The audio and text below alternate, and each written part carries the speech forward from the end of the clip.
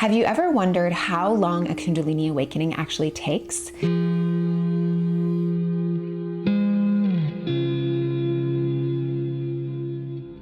Is it something that happens in a moment or overnight, or that's drawn out over years and years and years?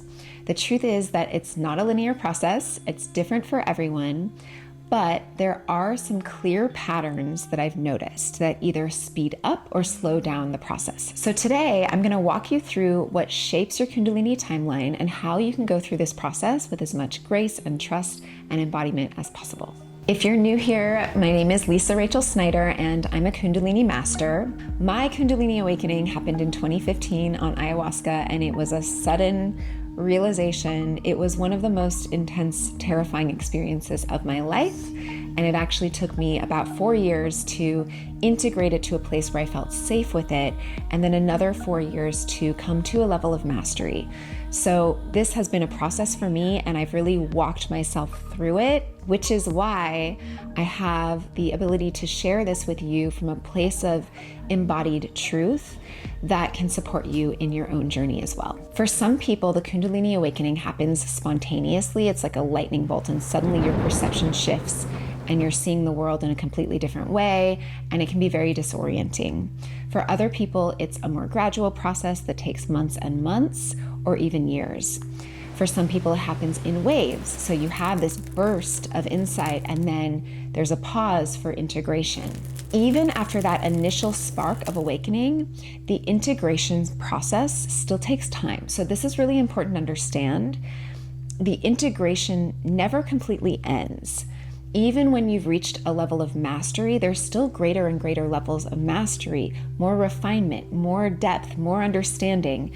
So this process, while there is an initial awakening, initial insight, initial realization, the process still continues for the rest of your life. That said, you get to a level where the energy stabilizes and you feel safe with it, and it's more of a gradual unfolding that's joyful and expansive once you get to a certain point. So let's talk about what actually influences how long a Kundalini awakening takes.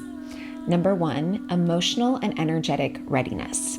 If you've already been doing a lot of trauma work, if you've already cleared a lot of karma, both from this lifetime or past lives, your system already has an openness, a fluidity. The channels are more unlocked so that when that awakening happens, the energy can flow more freely through the channels, and there's not a lot of purging that needs to happen to keep you in alignment with your truth. So to support yourself in the emotional and energetic readiness, you can do trauma work, somatic practices, movement practices, yoga, emotional release, working with a therapist, working with energy, working with acupuncture. All of these things support you in allowing the energy to move freely through your body so that there's not blockages and you actually have a more graceful, energetic experience as the Kundalini is awakening or integrating through your system. Number two, lifestyle and daily habits. If you're someone who spends a lot of time meditating, doing spiritual practices, yoga, chanting, kirtan, spending time in nature, doing the things that really nourish your body and your soul, this is supportive because it's aligning your system with its natural blueprint. Now, this doesn't mean that you never do things in chaotic spaces. Sometimes it's fueling to go to those spaces. Sometimes it supports a release of some of the wilder energies. But what's important is that you're listening to your truth, that you're not abandoning yourself, that you're trusting your intuition, that you're honoring your nervous system, that you're honoring your body and living according to that. And the more you do that, the more gracefully your Kundalini energy will awaken and integrate. Number three, spiritual practice and sensitivity. If you already have a devotional spiritual practice, maybe it's connected to meditation or yoga or breath work or somatic practices, all of these things can be incredibly supportive because, again, it's aligning you with your truth, with your divine blueprint. It's bringing you back to your center, bringing you back to your connection to source so that you know how to honor it. So this is actually going to affect your lifestyle choices and bring you into greater alignment, which allows that energy to move more freely and gracefully through your system. Number four, surrender versus control. This one is huge and probably the most misunderstood. When you try to control the energy, this creates a resistance in it. Even when you're trying to fix something or heal something, this is a subtle resistance because you're making it wrong. So it's actually about being with whatever is arising, just witnessing it from a place of neutrality, allowing it to move gracefully through your body, or just be there in whatever way that it wants to be there. And that will allow it to begin to surrender. That will allow the energy to start to trust you, for you to start to feel safe with working with this energy. And the more you do this, the more gracefully your energy will flow, the more in tune you'll feel with yourself, and the more aliveness and joy starts to come online because you're calibrating your mind with your body and your spirit. Number 5, nervous system regulation. So while this is a part of the lifestyle, when you actually actively are focused on regulating your nervous system, supporting your nervous system to hold more, it supports your Kundalini awakening. So practices like orienting or co-regulating or resourcing really support you to feel more safe and integrated in working with this energy. Number 6, environmental and energetic hygiene. It's important to be conscious of the places where you find yourself, because through this process, your system becomes incredibly sensitive and your energy body becomes incredibly porous.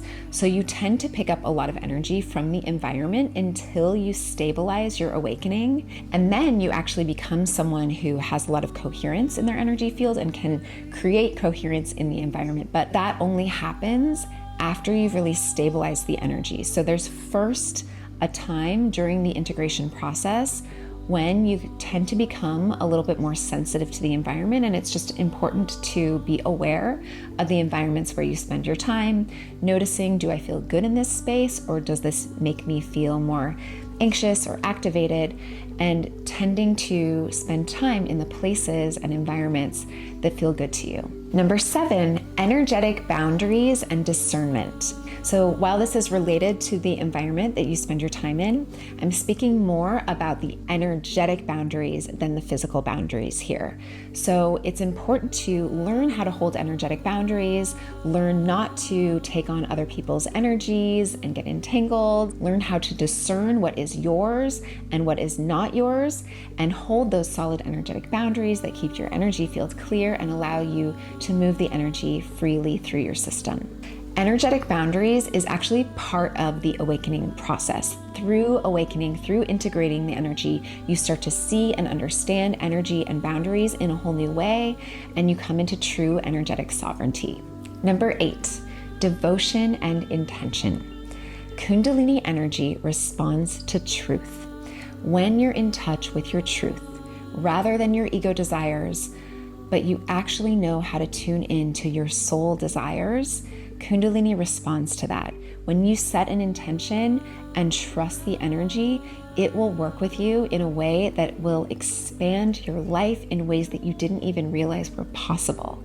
Kundalini loves to align you with your truth when you're connected to that. So devotion to a higher truth, devotion to something beyond the ego desires, something that is coming from your higher self. This allows you to come into alignment with your highest desires and experience the fulfillment that your soul is longing for. And this is really the point of Kundalini awakening, coming into alignment with that truth and living according to that. One of the biggest lessons that I learned in my process of Kundalini awakening was to trust the energy, develop a relationship with it, and cultivate a level of patience. The energy is incredibly intelligent and benevolent. It knows what it's doing. It wants to bring you in alignment with your truth, with the life that is for you, that is aligned with your soul. So rather than asking, how long is it going to take? Can you ask yourself, where am I not trusting? How can I trust this energy more deeply? How can I develop a healthier relationship of trust with my Kundalini energy? And that's really going to serve you.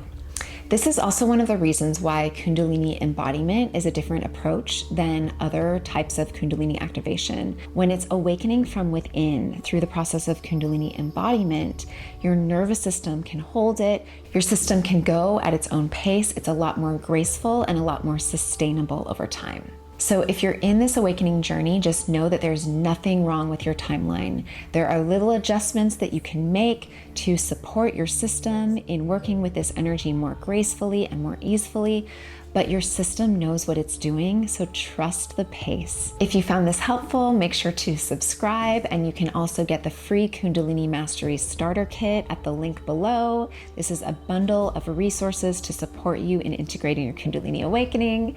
Thank you for being here, and I'll see you in the next video.